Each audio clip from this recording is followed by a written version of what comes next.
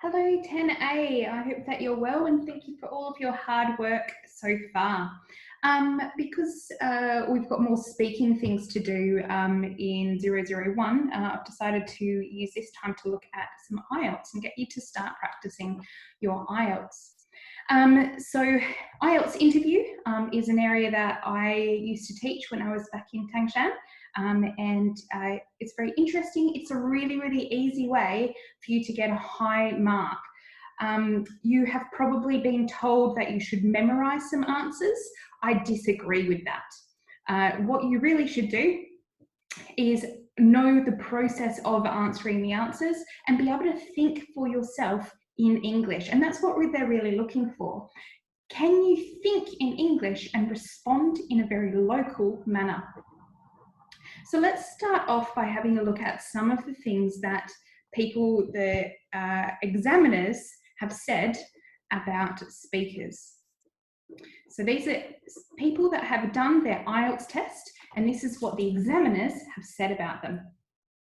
A, the speaker wasn't able to describe objects or feelings when the known words were when the exact words were unknown. This means that the person speaking wasn't able to use the vocabulary to describe what they're talking about. One of the main questions that you could be asked in part 1 is describe your town, describe an important possession, describe your best friend. You need to be able to speak for at least a minute to a minute and a half describing that. Now, it doesn't mean that you need to memorize answers to each of the questions, but have the skills to be able to answer the questions in English. This is about thinking outside of the box. So if someone said, describe your best friend, I would say, not just my best friend is a dog. No. Or my best friend is Chinese and he goes to the same school as me. Or my best friend is my cousin, we like each other. These are very basic and very simple and don't show your skills and abilities around IELTS, or your English abilities, in fact. So for me, I would talk about my dog, who unfortunately died just recently, so I'm still very upset about it, but she was definitely and will always be my very best friend. So I would describe my best friend comes up to my knee. She has 4 legs and she is coloured like honey. She has beautiful brown eyes and a really expressive eyebrows.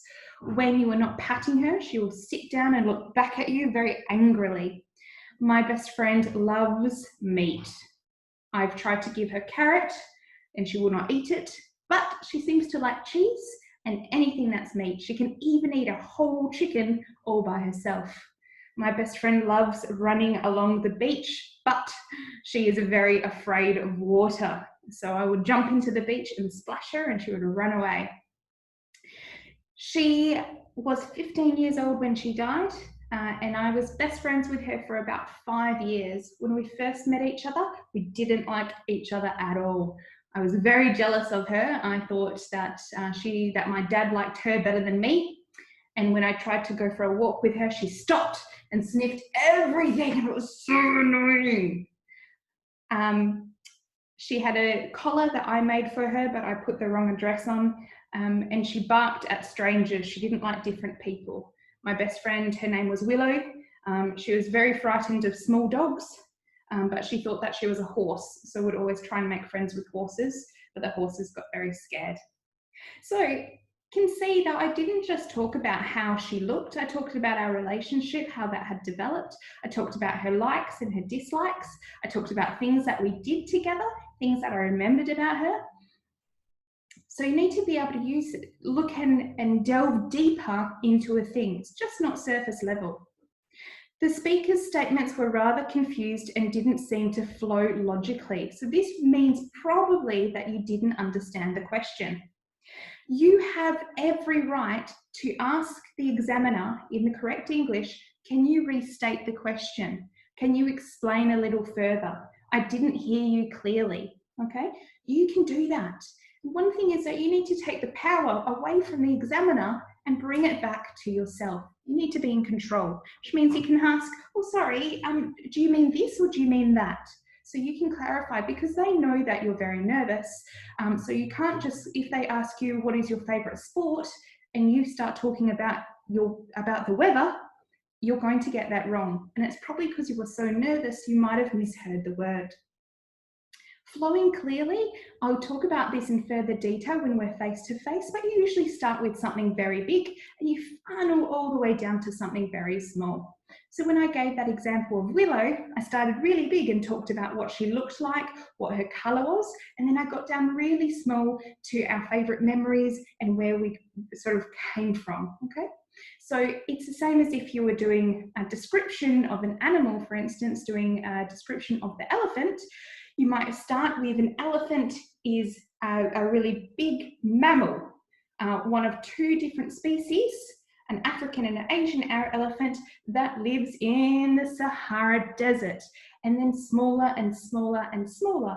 So it comes down in a funnel. The speaker repeated the same words and expression too often. This means that you have a limited vocabulary and probably that you're quite nervous. So I'm going to give you a bit of a pattern so that you can answer these questions in a nice logical order. And really it's about using who, what, why, and where.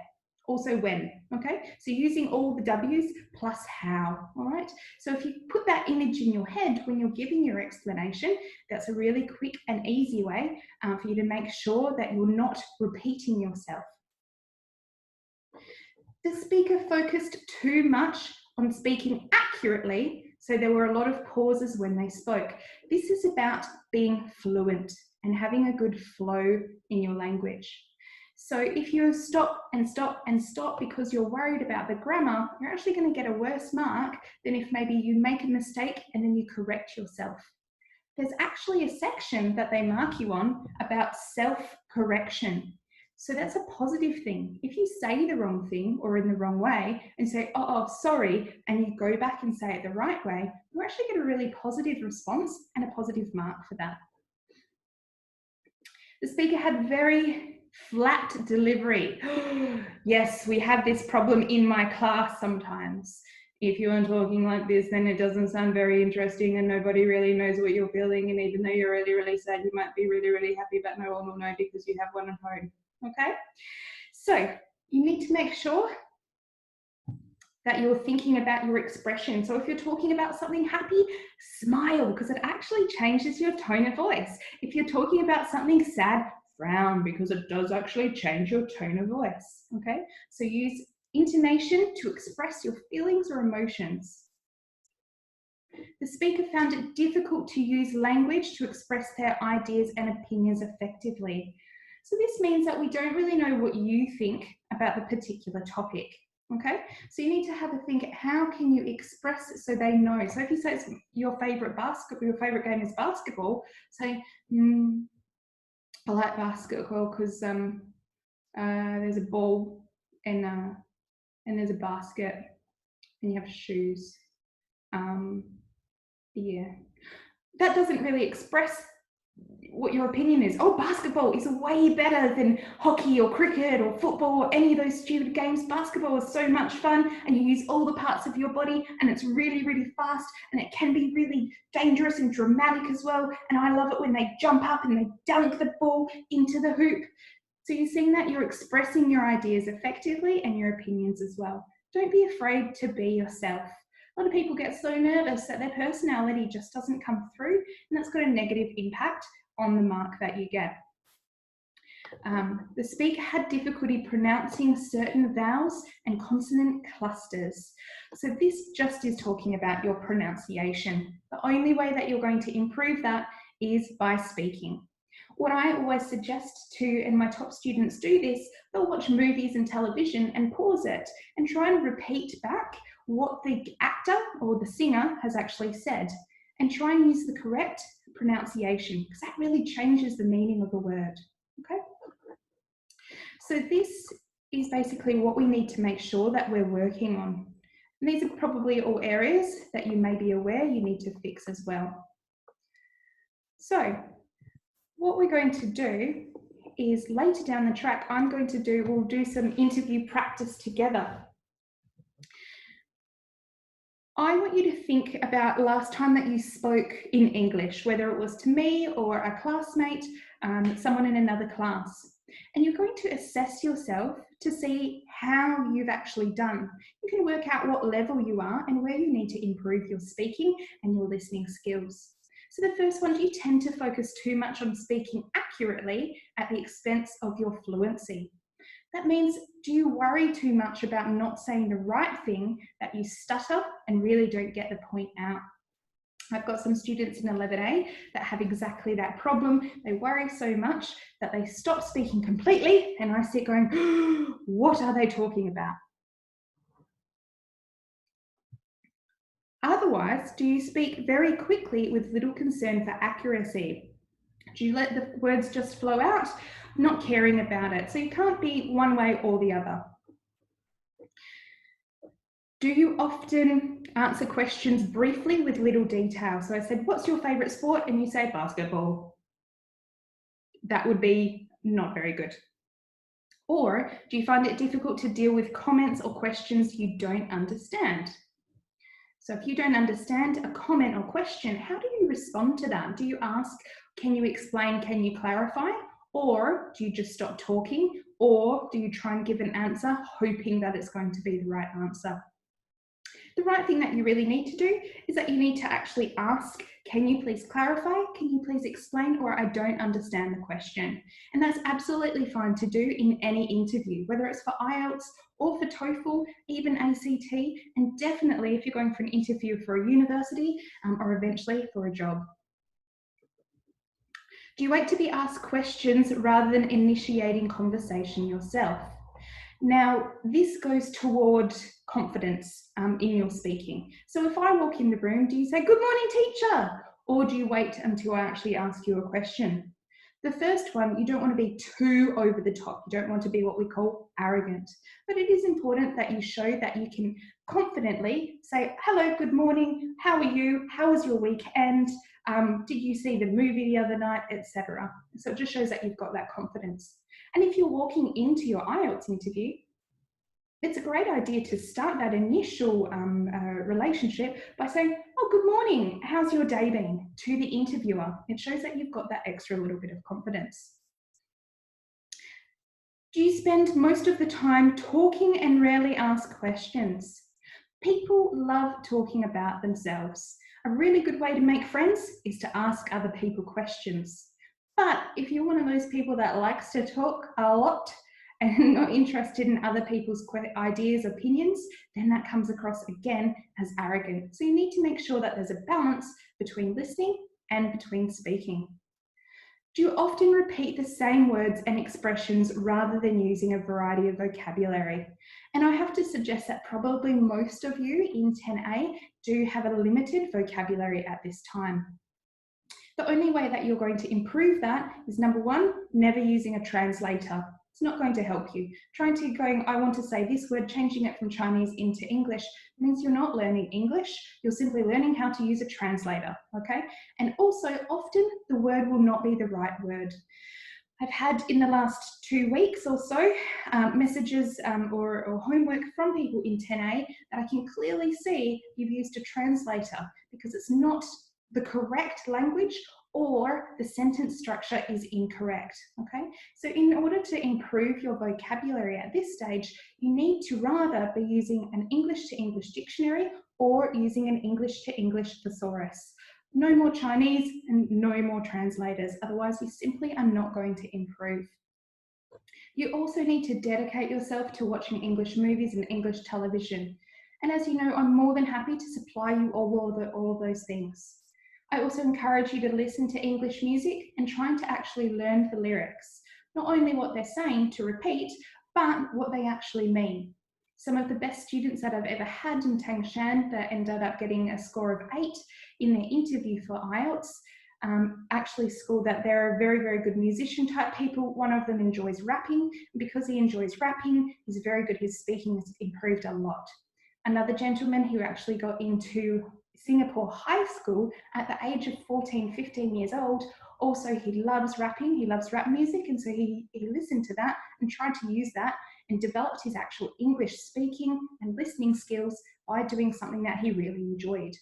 So learning English doesn't have to be boring, but you do need to dedicate yourself to it.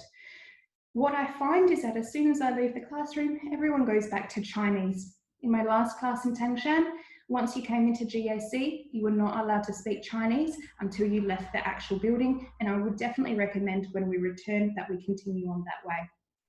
The other thing is that you have Chinese classmates, speak to them in English, okay? Have a competition. Who can say it better? Who can do it better? Do you run out of things to say when making a long turn before the time's up? So when I'm sure you probably haven't done IELTS, but for instance, there might be a 3-minute conversation at part 3. They'll give you a topic and you're required to speak for 3 minutes. Now that can actually be quite stressful, even for just an English speaker like me.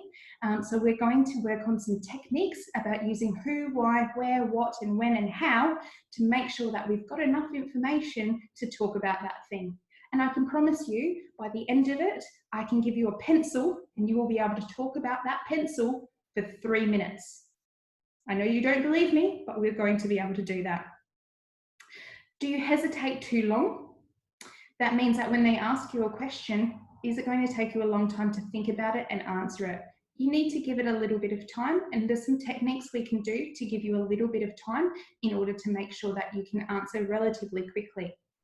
For instance, you can say things like, oh, that's a really interesting question. Now, while you're saying that's a really interesting question, you've got enough time to think about how am I going to answer this question? Because we're so amazing, such cool humans, that we can speak and think at the same time. Do you find it difficult to vary your intonation? So do you find that you speak in a monotone all the time and do not make it very much so people don't really understand or really want to listen to you? Again, watching movies, singing songs, that's going to help your intonation and understanding what you're talking about. You need to put some emotion into it. And you find it difficult pronouncing certain sounds, certain vowels and certain consonants. And that's fine, and something that we will work on. Again, we'll do lots of tongue twisters to improve your pronunciation skills. Okay. So these are just a couple of little bits in terms of the IELTS speaking that we're going to be looking at. Now, here you will see many examples of actual questions in part 1 of the IELTS. Now, part 1 is short, sharp responses, okay? So they're just quick responses, and it's almost a bit of a warm-up. So at this stage, you don't have to talk for a minute, but you do need to use full sentences and full responses. So this bit is nice and simple. If they say, what shall I call you? You can say, oh, my name is Chan, but I like to be called Steve. Or my name is Fiona, but you can call me Fee, okay? So these are nice simple ones. Do Korean people like changing their name? They might ask about how did you choose your English name? And you can tell them a bit of a story about that. Studying, what are you studying? What's your major? All of these questions, they seem like they're just one-word answers, but in fact, they're not. What are you studying? I'm studying psychology because I'm really interested in people's emotions, okay? Or I'm studying mathematical engineering because I'm really good at math and I really enjoy math, and also I think it will earn me lots and lots of money. So each of these questions, from study to work to your town to free time, holidays, places to go when you get free time, transport, shopping, your neighbourhood, reading, and sports and games all can be answered with 2 or 3 sentences. They're not just one-word sentences, so we need to make sure that we can look at that. What I would like you to do is I want you to go, I will actually send this through to you, and I want you to go through and highlight the questions that you think are easy,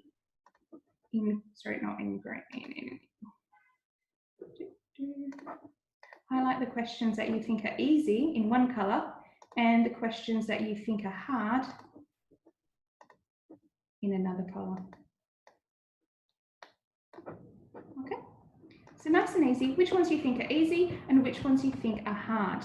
And then I'll be able to work out which ones everybody think are easy and which ones everyone think are hard. And we can go through those together and come up with some really good examples of what we could do. So as I said, we're just going to be practicing IELTS in terms of our interview techniques. I know with Jason that you'll look at speaking and reading and writing. I would like to enjoy working with you with speaking and make sure that you're getting a really good interview. As I said, being able to get a strong mark in your interview will bring up your entire IELTS score. So it's really important, especially if you're aiming to get around about 6.5, which I hope everybody is. Get around 6.5, you'll be able to get into most of the really good universities all around the world. Okay, so that's all for you today. As I said, your homework is simply for this document, decide which one's easy and which one is difficult and highlight it in a different colour. Don't forget to put your name at the top so I know who you are and send that through to me by the end of the day. Thank you very much for your time today. As always, I'm on WeChat and available for any questions or clarifications. I hope that you're healthy and well, and I can't wait to see you back at school very soon.